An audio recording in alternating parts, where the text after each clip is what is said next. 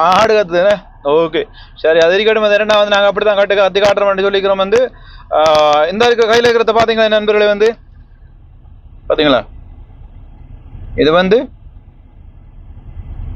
என்னன்றதை நீங்கள் வந்து கமெண்ட் பண்ணுங்க.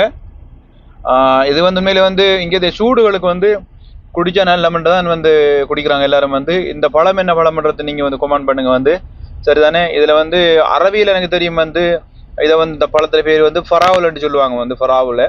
ஆனால் எனக்கு வந்து தமிழில் உண்மையாக தெரியாது. வந்து அடுத்தது வந்து இங்கிலீஷில் வந்து ஸ்ட்ராபெரின்னு சொல்லுவாங்க வந்துண்ணே. ஓகே, இங்கிலீஷில் ஸ்ட்ராபெரின்னு சொன்னால் தமிழில் என்ன பழம்ன்றதை நீங்கள் வந்து இதில் வந்து எனக்கு ஒருக்கா கமெண்ட்ல சொல்லுங்கள். சரிதானே?